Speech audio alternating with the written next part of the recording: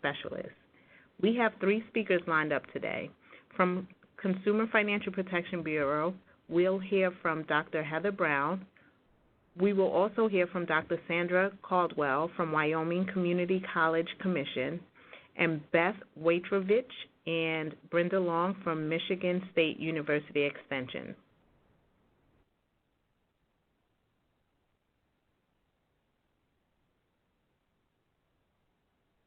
Before we get started, I have to give our legal disclaimer as an employee of CFPB. This presentation does not constitute legal interpretation, guidance, or advice of the CFPB. Any opinions or views stated by the presenter are the presenter's own and may not represent the Bureau's views. We are not affiliated with and do not endorse any of the speakers or entities participating in today's presentation. Now, with that being said, I will turn things over to our first speaker, Dr. Sandy Caldwell. Good afternoon, everyone. This is Sandy Caldwell from the Wyoming Community College Commission. I'm leading off this discussion because this will set the stage for the following presenters. I'm really answering the question, why are community colleges rural hubs? Next. Just a little bit of background on me and why I'm providing this section of the presentation. This is just really an outline of me and who I am. I've always been at a rural community college, including now in Wyoming, which, by the way, if you didn't know, is the lowest population state in the United States, and it is so low populated, it's actually called a frontier state. So what I'm bringing you today is that I'm speaking from experience. I actually grew up in southeastern Oklahoma, a very rural area of the country.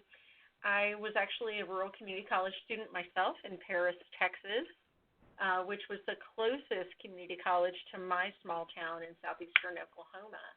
I was actually a faculty member in a rural-based community college with a large service area. That was in Texas. I was an administrator in a rural community college in Wyoming, and I was actually president of a rural community college at Reedley College in California. Many people think of California as so densely populated, but there are actually very rural areas of the state. And now I serve as the state administrator for the community college system for the state of Wyoming. Next. So for community colleges, and you're talking about rural communities and how they're a rural hub, I will share that the community colleges very often are the lifeblood of rural communities. You may not know that rural America actually covers 72% of the actual land mass, but only 15% of the population. What that means for our community colleges is that they serve very large areas, land mass areas with low population, and that results in them having very significant outreach capacity and components to the community colleges through business and industry, as well as the K-12 systems. And nearly 2/3 of community colleges in our country actually serve rural communities.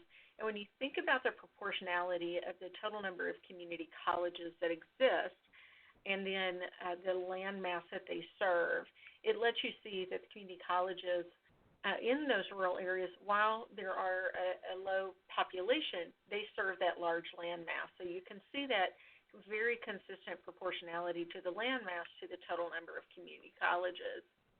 Rural communities in general, and this is all well documented, and I have the resources at the end, struggle with higher poverty rates and unemployment and lower post-secondary attainment than those particularly of the suburban and also of the urban areas.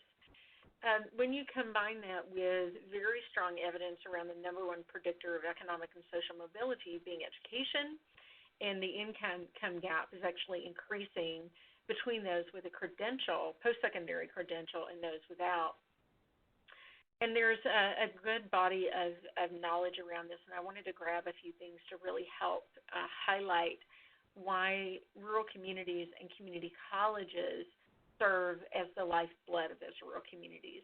According to a 30-year study of 2,000 counties in 44 states, rural communities with community colleges experience significantly more job growth than those without a community college in those rural bases.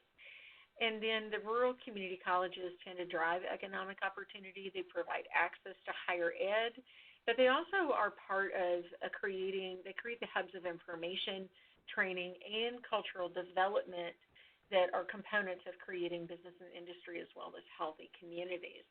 Next. When you look at the rural community colleges and how they serve as a rural hub, we very often see some very specific things in the role that they play in a wedge against poverty and disproportionately impacted populations of individuals and groups. The definition of rural actually is quite challenging. There are several when you look at that in even official federal documents and state documents, depending on what the context might be. So with community colleges and those in a rural region, sometimes the community that they're in is not actually doesn't actually often meet the definition of a rural community, yet the colleges serve very large rural surrounding areas. So they serve still as that regional hub, often in the largest community, which is very often very small, but a little bit larger than sometimes the 20 and 25,000, depending on the definition.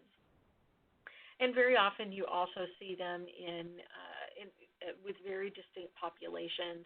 The tribal colleges in general across the country very often are in rural locations. Very often they serve high minority populations without a post-secondary credential. Very often they serve high proportion first-generation college students. They often serve regions that are experiencing population loss, so that impacts certainly their enrollment and how they manage the resources that they provide. And very often they work in dynamics and structures where there is generational poverty. And I'll just give you an example. When I was a community college president in California, the institution itself served a very agrarian base in the Central Valley of California. And the college itself was about 81% non-white and 70% of those Hispanic, many of them first generation and many of them experiencing generational poverty. Next. So then we talk about then what is that impact in a rural region? How are the community colleges impacting a rural region? Well, in general, and this has been across all of my experiences in states, and that's that rural regions look to the community colleges as a significant component to driving economic prosperity, and that's pretty much across all the states that do have the community college structure and do have rural-based community colleges. States consider the impacts of the rural areas as a contributor to economic vitality, which you heard me describe a little bit prior. Thus, you do see a lot of states adopting statewide efforts. Now, many of these are not exclusive to the rural-based community colleges, but certainly create a significant component around these types of things, including post-secondary attainment goals, need-based state aid, access for site-bound adults and incumbent workers, which is very often the case in the rural area, and how that pathway around dual and concurrent enrollment for high school students creates an outreach, particularly around first generation. There's a lot of research on that from Lumina, Strata, and there's actually a good body of that combined in the Center for Education and the Workforce at Georgetown University. When you look at the impact at the rural base, rural adults, particularly in the ages of 25 to 34, and they have increased educational attainment via college training up to and including an associate's degree by 25 to 30% when incorporating place-based strategies for completion in alignment with business and industry, because they have that pressure between providing for their families in a challenging economic environment and receiving post-secondary attainment. That's why you see in the rural-based community colleges some very deep entrenchment and connection to the local employers, economic development entities, workforce development boards, and WIBs kind of throughout this country. One thing to note is that rural adults who complete an associate's degree are 20% more likely to complete a baccalaureate degree, which has very strong evidence for economic generation within regions of a state. Next. One of the aspects that I think sometimes becomes overlooked is the significant component around cultural and social impact of the rural regions, and the fact that community colleges in those rural regions may be the only access people have to these social and cultural opportunities. Very often people think of community colleges as only training centers. However, in the rural base, they are very much the connection to the cultural and social impacts that create healthy communities. Rural community colleges often provide the only public access to the humanities, arts, and cultural experiences. Well, why does that matter? Right? We need people trained. We need them to work. We need new business and industry. Well, it matters because economic growth and diversity has been consistently tied to integration of the humanities, arts, and cultural experiences in the lives of its citizens. You have healthier communities, you have lower crime rates, and you have increased the ability for economic change. Economic vitality is a combination of several things, and that includes economic diversity, economic growth, and the ability to adapt to economic change. So we want trained people, but we also want people with the ability to think, and employers have indicated that across the board, that not only do they need skilled labor, but they also need people who can exhibit critical thinking, contextual understanding, and the ability to communicate in various modalities. And in the rural base, very often the community colleges are the ones that provide that kind of context. Next. One of the things also to recognize is that rural community colleges are very often the technology and resource hubs to many things in an entire region. Some people may not realize this, particularly from a suburban or even urban setting, and that is access to broadband, the ability to even participate in post-secondary education when you might be site-bound through a asynchronous learning with an online or distance learning component, that they may not literally have the broadband access, and sometimes the only way that they get that is through their cell phones, and if they're in a remote area, they may not have enough signal to even get that. Academic libraries are often tied to state library systems in dispersed communities where the community colleges they're tied. That is their access, frankly, to the world. They receive financial advising, not only financial aid, but there is also the capacity for some personal financial advising. Not that the colleges do that, but they often become the location and a convening spot for other external resources. They receive career and personal advising, and in the rural base, it's extremely critical when there may be a lack of exposure to what is even possible. They don't have the role models there. They don't know what even exists out there, which is true for anybody in any setting, but much more pronounced in the rural setting. They have the access to mental health support in rural base, in many dispersed communities.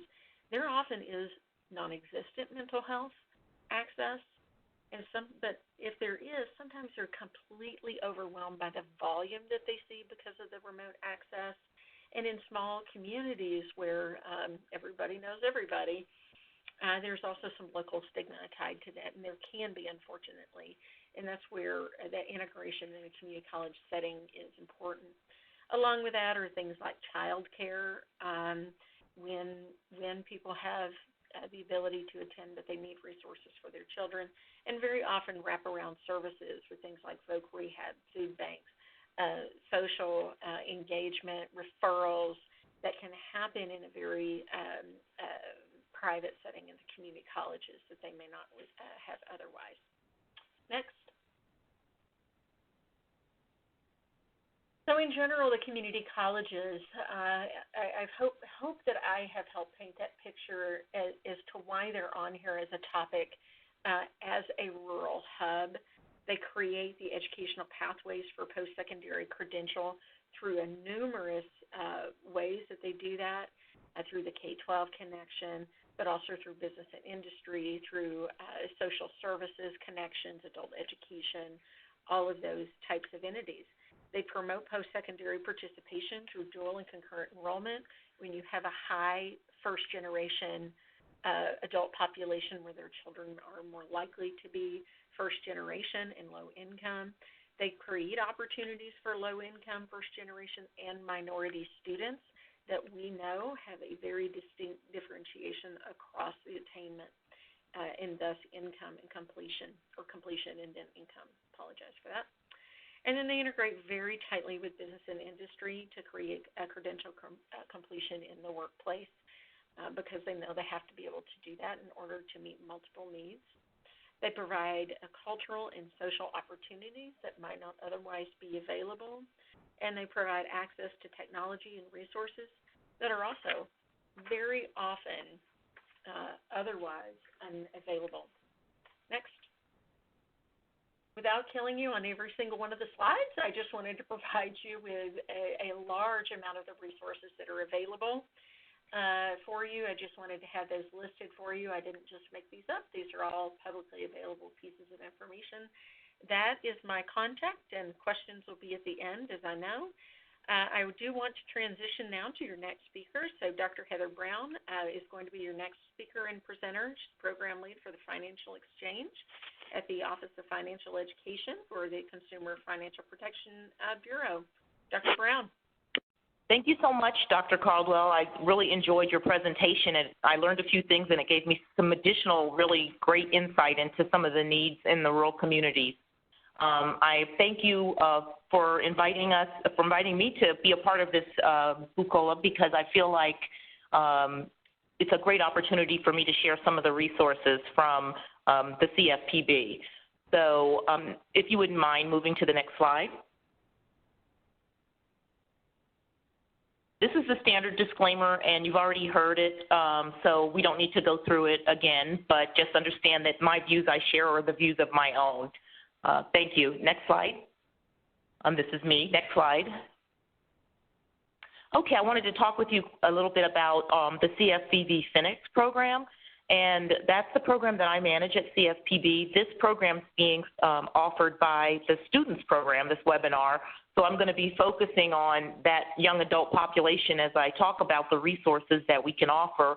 But my goal is to introduce you to a lot of the things that you can find on our website and also order copies of through our publishing house, so that if you have to offer training to a group, you don't have to make the copies. You can order them in advance and have them shipped to you.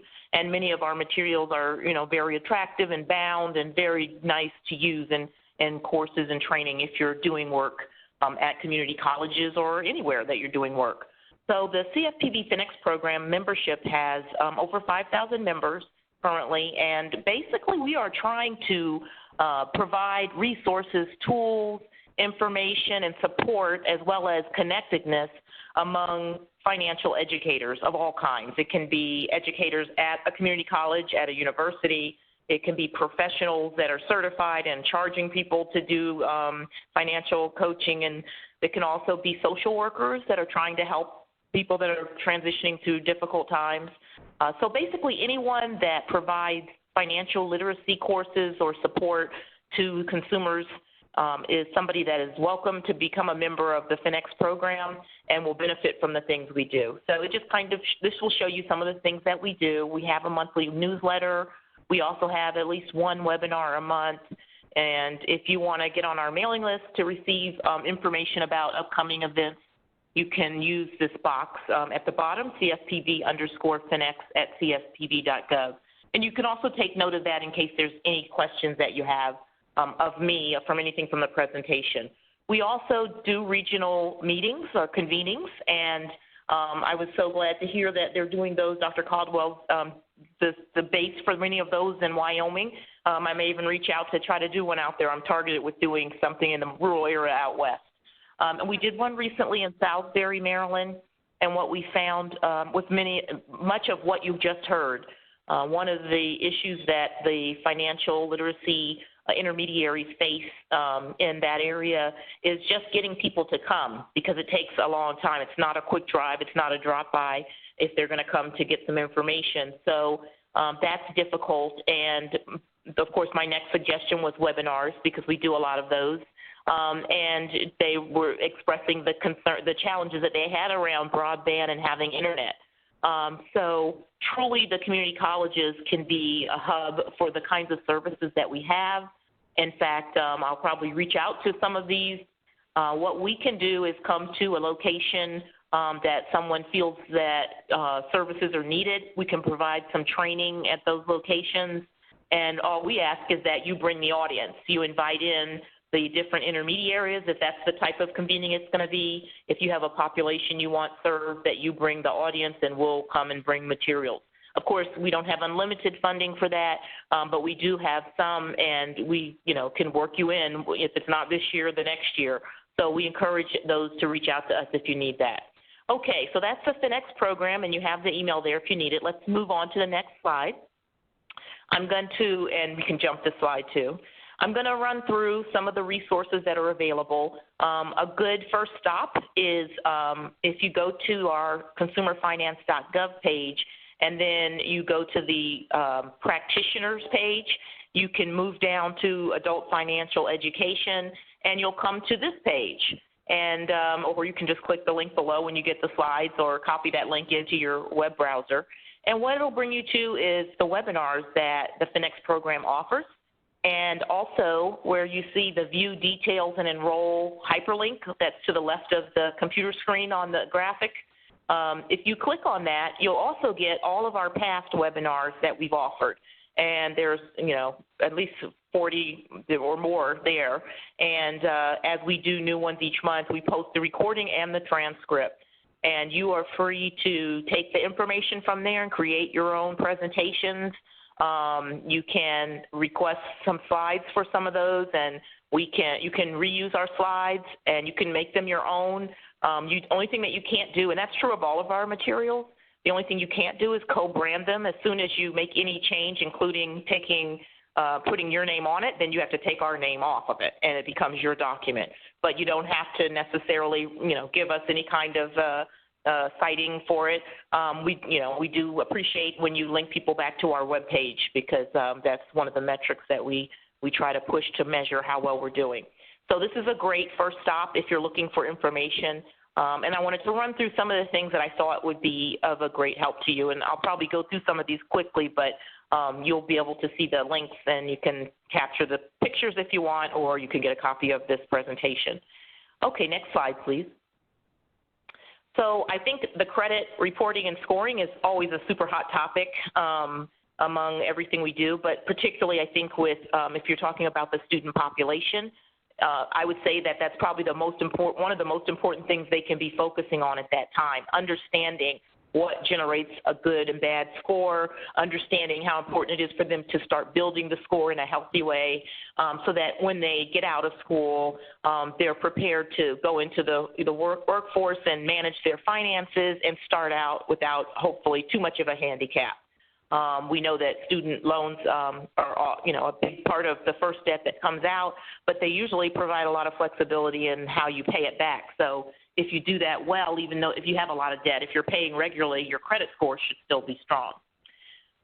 Okay, if we can move to by the way, the link at the bottom here tells you where you can go for the portal on credit reports and scores. There's a ton of information. I pulled a few things out for you in this presentation. If you would go to the next slide, please. All right, so your Money Your Goals resources, it's a wonderful, wonderful toolkit which provides pre-printed materials, worksheets, it has instructor guides, and it also has slides. And the link, I'll show you the link for that in the next slide. But basically, you can get your toolkit. You also download resources online if you were in a hurry and you didn't have time to order something through our publishing house. And it gives you issue-focused tools on things like behind on bills. There's a booklet just for that. Debt getting in your way, want credit to work for you. All of these are booklets that are part of this toolkit. And it really can offer 6 to 10 hours of training just from what we have. So you could actually develop, a program for a whole year based on doing 1-hour sessions, which is usually the average length of the kinds of things that financial educators teach. We also have companion guides for Native communities, which would be particularly useful for rural communities, for reentry, which is becoming more and more popular with the unfortunate crisis we're having in substance abuse.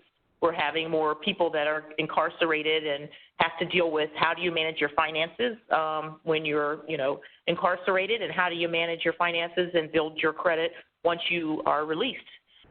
Additionally, we have a companion guide for people with disabilities, and we just did this week a webinar on these 3 guides. So if you're interested in that, you can go back to that page I showed you earlier and visit these webinars or get a copy of the transcript so that you can learn more about the tools and hopefully download or order a copy of the tools as well.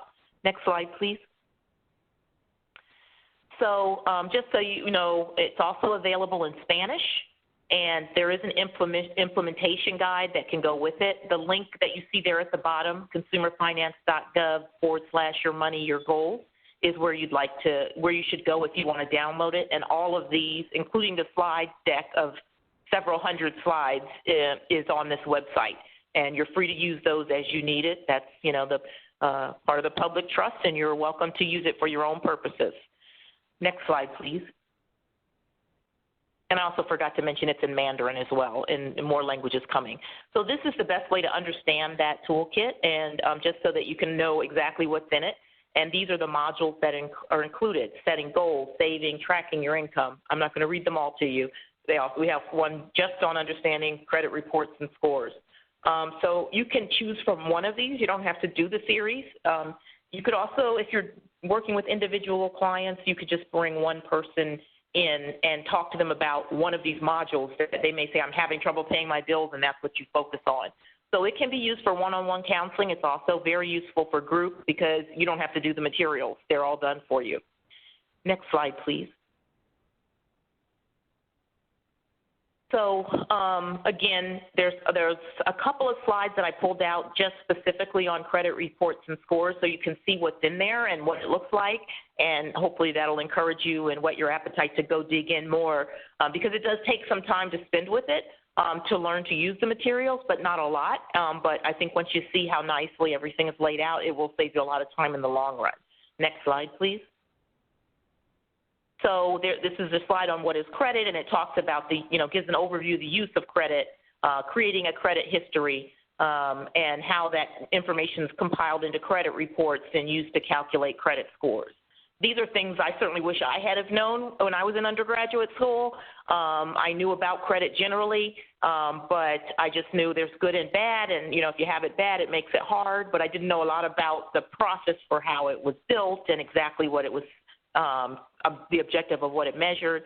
So I think having this background at a very early age for young adults, and of course younger is great, but definitely college is the time, because we know that's people are they're target markets for a business, as they should be, because they're coming in, stepping out into the world. That's the new economy each year. And so if they're not educated when they are stepping out into that world and they get their salary and they get credit cards and don't use it well, it can have lifelong effects, as we all know. So next slide, please.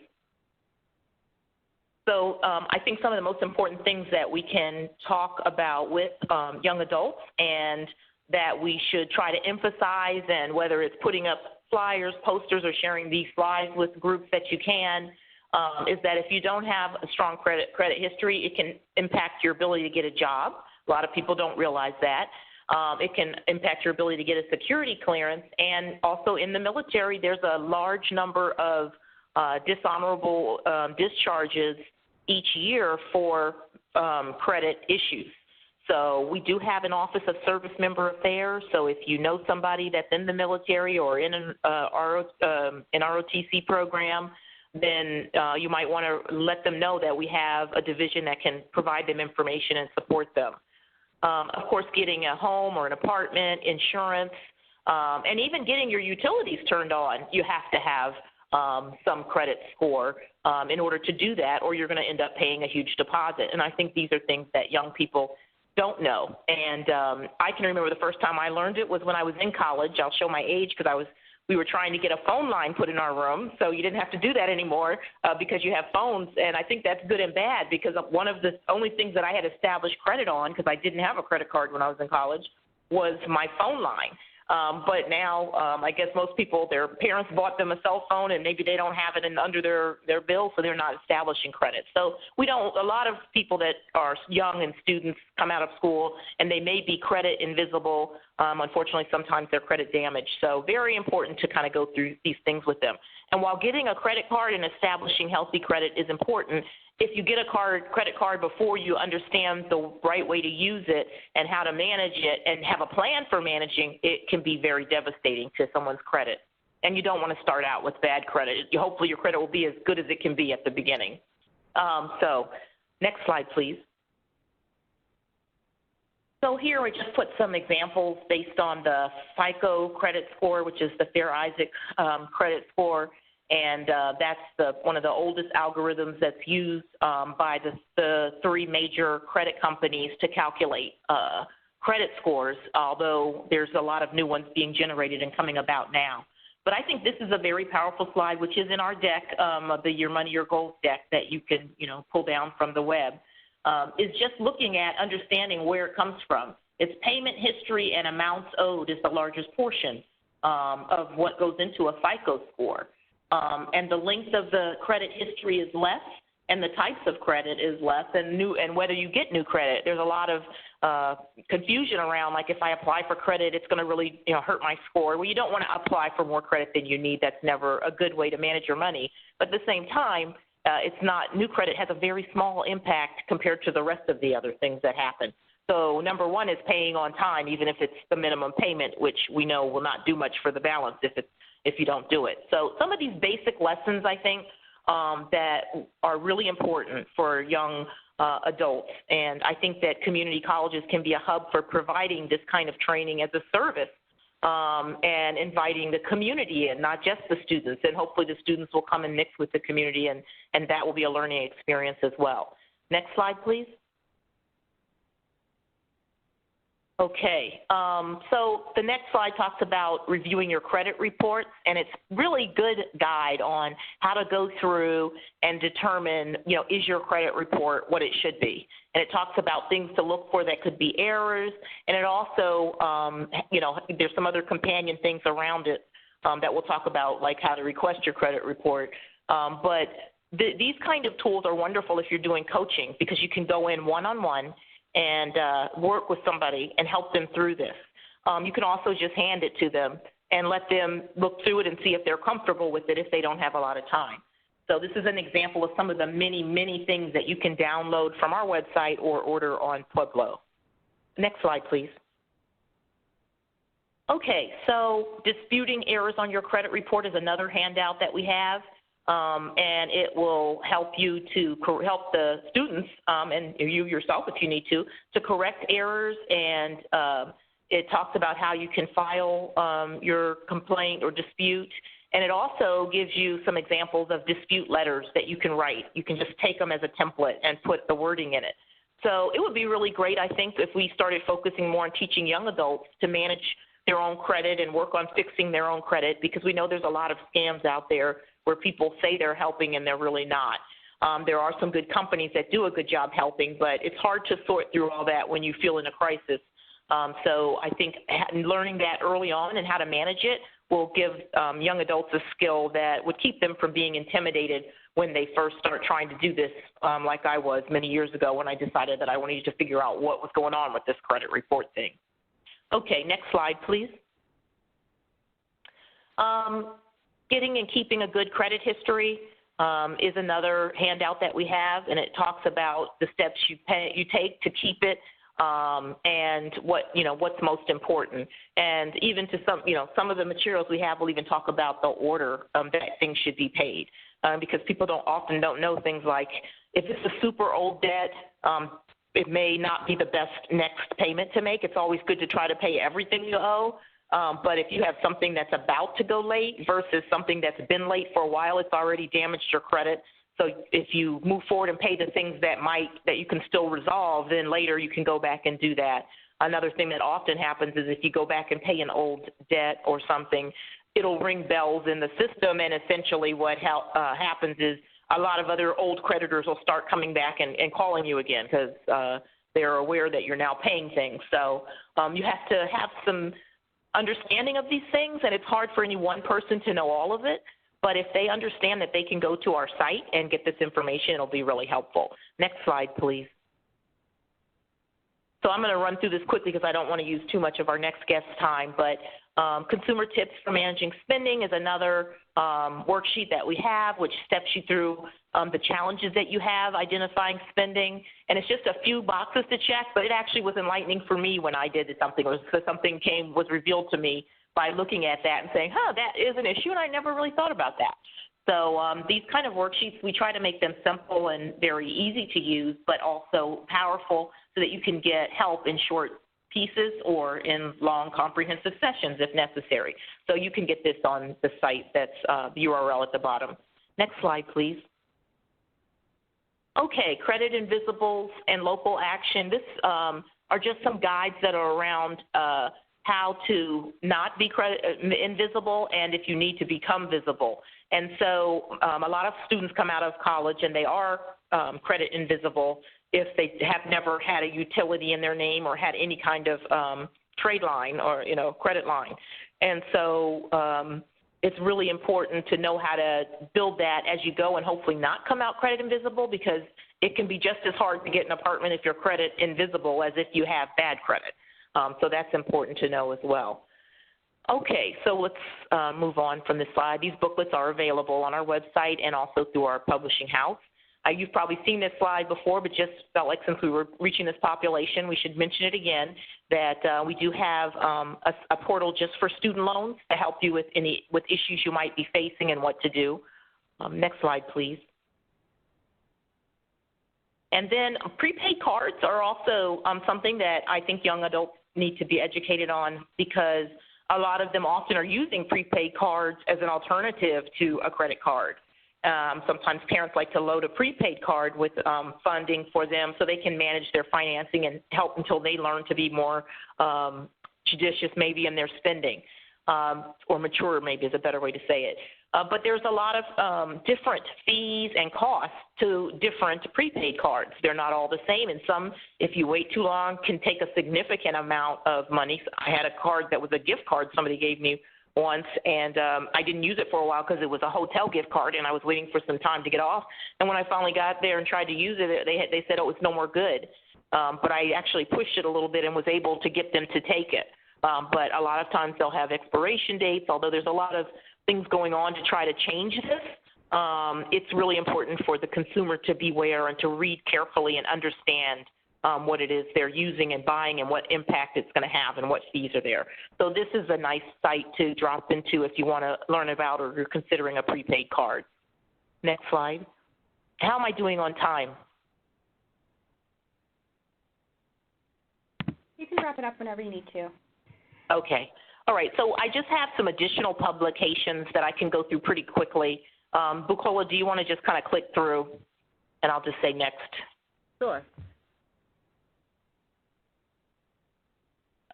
So this is just a general site for free financial education materials in other languages. Next slide. And these are some great additional one-pagers. They may have a backside to them as well, but you can get them in one flyer on credit scores and reports. And you can just do a search on credit scores and reports and find all of these on our website. Next. And this is basically a list of companies where you can get a free credit score. It's something that we pulled together from companies that existed. if you wanted to use, and a lot of times you can get it through your credit card or other ways as well, but this is from our website as well. Next slide. And then it's some credit rules to live by and spending rules to live by. The credit rule to live by, check your credit at least once a year. You don't want to check it too much, not that it hurts it, but you spend too much time focused on that. But you do want to know when something changes, and a lot of credit card companies now have programs to help that. Next slide. Okay, and just more resources on managing spending and credit. So just quick enough, you can see the location is an Adult Ed the financial web page. Okay, I want to wrap it up because I don't want to take up other time. If we have time at the end and we don't, we need where we're holding for questions, I can come back to the additional resources. At this time, I would like to introduce Beth Waitrovich and Brenda Long, and they're from Michigan State University and the Extension Service. Thank you. Thank you, Heather. And both Brenda and I are very familiar with materials from CFPB, in particular with Your Money, Your Goals, and they're just awesome materials. So what Brenda and I are going to talk about is the extension services in the United States, and hopefully give you some ideas about how maybe we can work together with community colleges to provide resources to students and others in the community. Extension is often referred to as cooperative extension, and what we do is bring evidence-based science, non-formal education, so non-credit, no tuition type. We may have some fees for our classes, but they're non-credit to people throughout the country. And funding for extension does come from the federal level through the USDA. Next slide, please. So extension was established under the Smith-Lever Act way back in 1914, and it was created to establish a system of cooperative extension services connected to the land-grant universities across the country. Extension emphasizes taking knowledge gained through research and education and then bringing it directly to the people out in the communities to create positive changes. So our audiences include agriculture producers, small business owners, consumers, families, and young people. Next slide. This map illustrates where the land-grant colleges and universities are located across the country. And so land-grant university faculty members, what they do, they're the experts. They translate science-based research results into written, verbal, and electronic languages that are appropriate for the targeted audiences. And then county-based educators work with local citizens and interest groups to solve problems, to evaluate the effectiveness of learning tools, and collect grassroots input to prioritize future research. So the county educators are living and working in the communities, and they're able to rely on their existing relationships to respond to local needs. Next slide. So this link right here, if you get the slides later, goes to that map I just showed you so that you can find the land-grant university or college in your state. And in many states, there are extension offices in every county that link back to that land-grant university. So there's probably a county extension office in whatever county you live in. And extension serves audiences in both rural and urban communities. Next slide. Although not all of the resources and programs that are available across the whole gamut of extension are available in all states, some of the financial and money management resources that are available include budgeting, savings, credit, goal setting, student loan education, home buyer education, and other pertinent topics that might be especially pertinent to students, such as renter education. We also have specific very specific money management topics like food budgeting, including programs for low-income audiences through SNAP, which is the acronym for Food Stamps Now, so it's called SNAP Ed, and also FNEP programs in many states, and also retirement planning, health insurance, and even some money mentoring programs. And delivery methods range from in-person classes, online pre-recorded classes, webinars, video meetings, that type of thing. So I'd like to pass it along now to Brenda. Thanks, Beth. So I'm going to, next slide, please, to share some of the resources and partners that we have. One is eXtension, which is an online resource at the website that you see here. This one is focused on personal finance. It was developed by extension specialists and faculty nationwide with objective research-based consumer information. And you can search for topics from children and money to paying for college for students to retirement planning for your faculty and staff. Next, please. We also partner with the CFPB on Your Money, Your Goals, which was just talked about too, but we were asked nationwide with the Cooperative Extension financial educators in many states to train direct service provider staff and community agencies and organizations. These materials might be beneficial for your financial aid and student loan counselors, or if you're working with people to help them set goals and solve financial problems. You can use these tools to help achieve those goals and work through challenges. And the other picture on this slide is the 3 interactive booklets that are easy to help people begin to address these common financial stressors, including paying bills, credit, and debt. And these can be ordered for free in bulk. Next, please. Another extension partner is the National Endowment for Financial Education, and they have the CASH course, which has enrolled over 1,000 colleges, universities, or alumni associations.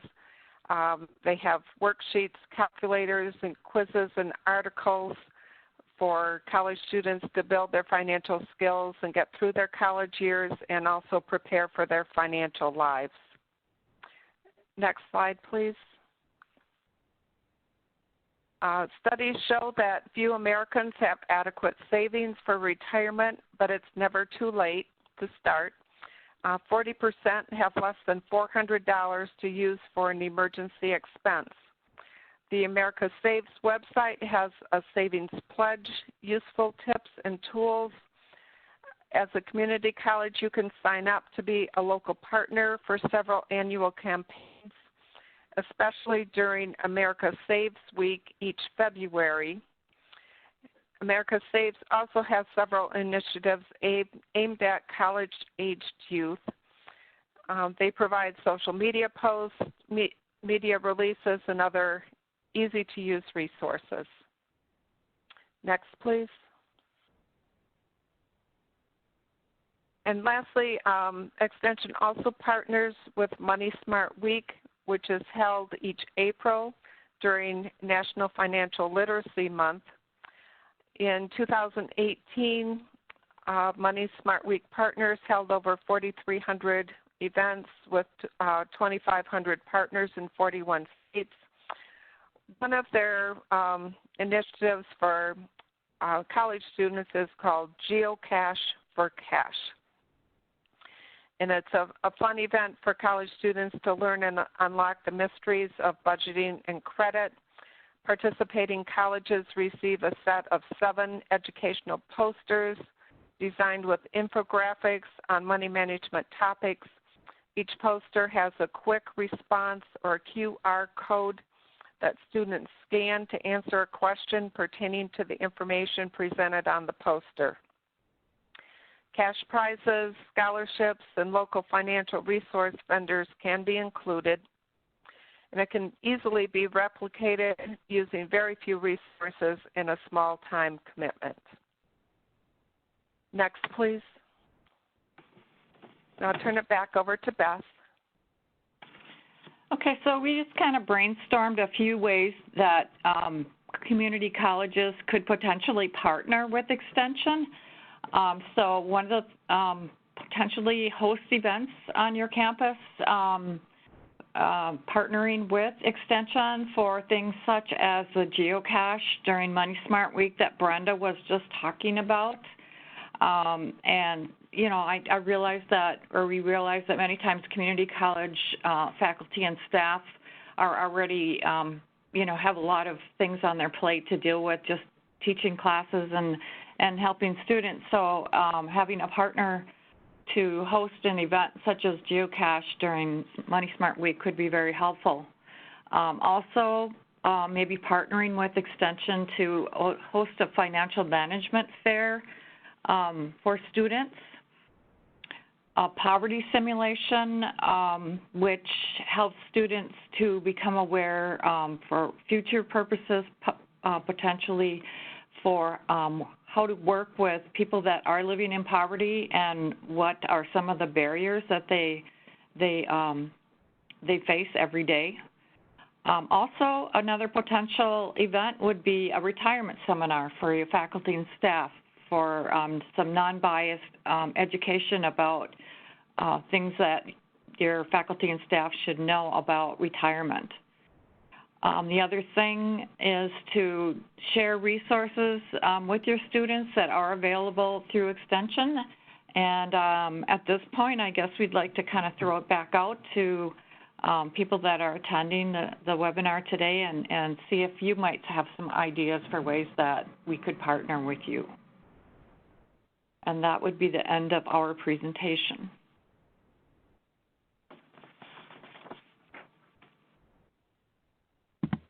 All right. Thank you all of our speakers for all of the information that you shared today. Before we open it up for questions, if you're wondering how you can get a copy of today's presentation, we will have it available on our website in a few weeks. You can also find previous presentations from this series there as well. The website is consumerfinance.gov. It's also shown on the screen, bottom right corner. You can also contact us via email if you want to receive additional information about this presentation. The email is students@cfpb.gov. Now I will turn things over to the operator to open it up for questions for our speakers. Thank you. We will now begin the question and answer session. If you would like to ask a question, please press *1, unmute your phone, and record your name clearly. Your name is required to introduce your question. If you need to withdraw your question, press *2. Again, to ask a question, press *1. It will take a few moments for questions to come through. Please stand by.